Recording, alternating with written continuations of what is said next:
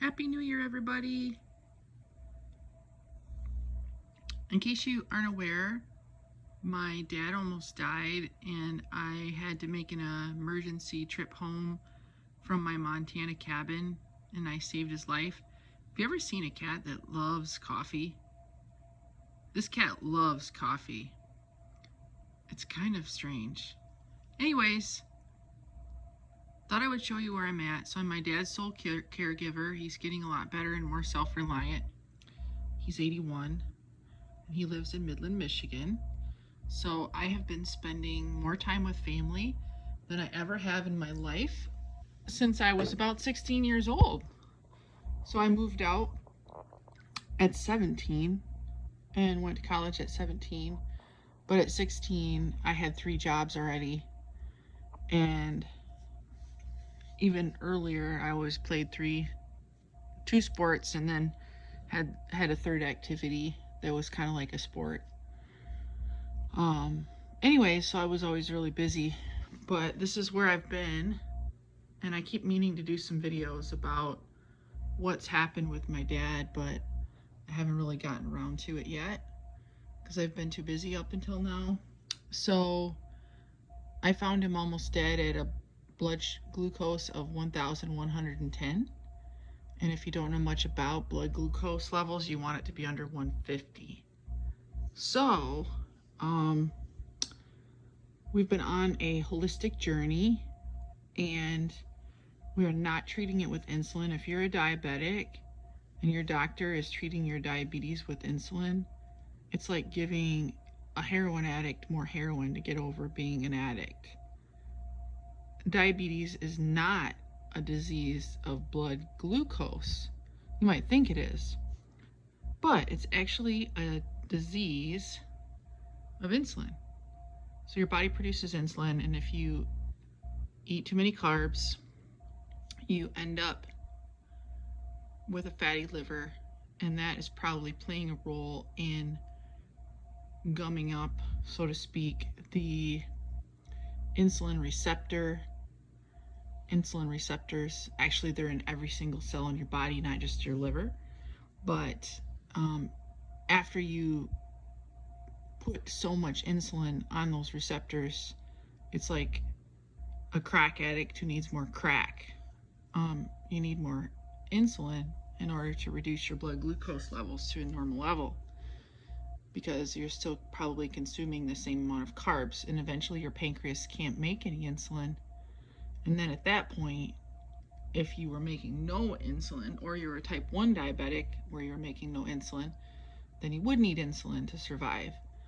But when they prescribe insulin as a treatment, when they could just prescribe a healthy diet that's low carb, it's a shame, because they never get out of it. They just become heavier because insulin makes you heavy.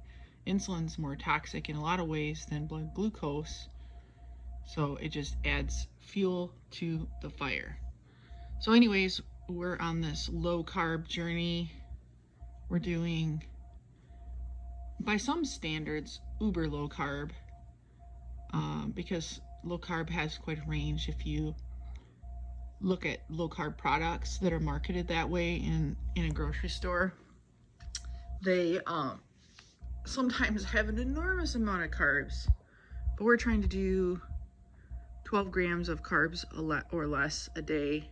And I don't count carbs. I've actually never counted a carb, but we're doing heavy on the fatty meats because we are, after all, lipivores, which is a type of a carnivore. And you might think, well, we're omnivores. Well, actually, when our brain grew, our colon shrunk, and we don't have multiple fermenting stomachs, and we don't have a large cecum, and we don't have a large colon.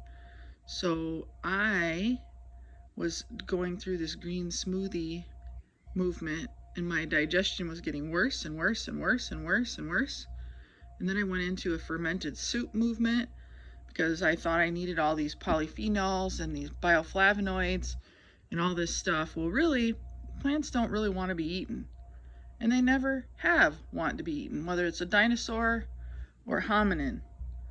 So they have these hormetic responses in humans, which means that they're a stressor on the human body. And some of that's good, but when you get too much of it, it causes inflammation. And in my case, I had small intestinal bacterial overgrowth from too many antibiotics, from inflammation from drinking milk for 38 years, not realizing my sinus infections were from a milk allergy and gluten allergy. And so, guess what? We knocked the refined flowers out. I still have some, believe it or not. I bought a bunch when he was in the hospital, thinking that I wouldn't be able to wean him off of bread. So I bought a bunch of gluten-free flowers, and now I'm not sure what to do with them because they're all brand new, but we're really just avoiding that kind of stuff. Not doing anything processed. I'm making everything from scratch. I just bought my first ever leg of lamb. We're eating nose to tail. So making bone broth and eating the brains and desiccated organ meats and venison heart and liver, chicken liver and beef liver. Anyways, I think I'm gonna start a podcast. I just have to get my life a little more organized here.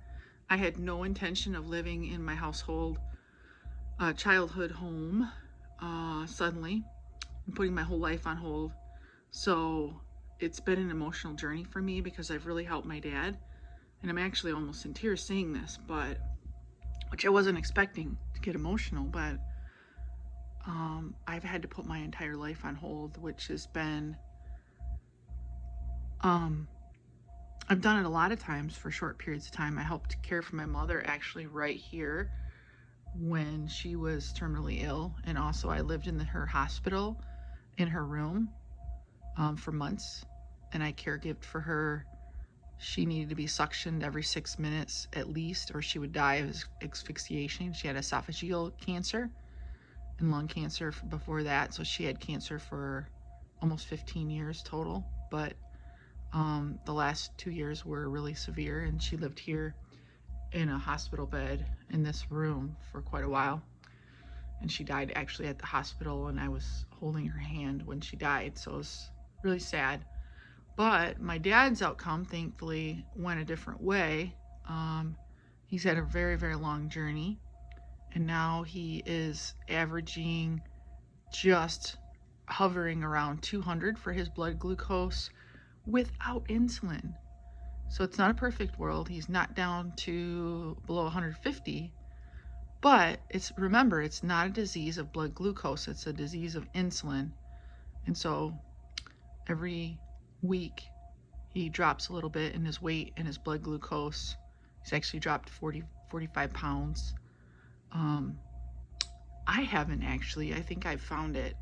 I have never been so sedentary in my life. He's 81, and so his lifestyle is much different. Although my dad still works 7 days a week and still has a business. I'm sorry, 5 days a week. Well, kind of 7 because he works here at this big estate of his the other 2 days a week. So it's been a journey. I guess I'll fill you guys in more as time goes on, but feel free to reach out to me at kellyneitlinger@yahoo.com. That's still the best way to reach me. I started looking at some of the YouTube comments, and honestly, they're so trashy and so trollish. It just made me want to vomit, and I only read one video's comments. So if you are heartfelt and you want to get a hold of me, Kelly, Kellie, Neitlinger @yahoo.com. Happy New Year.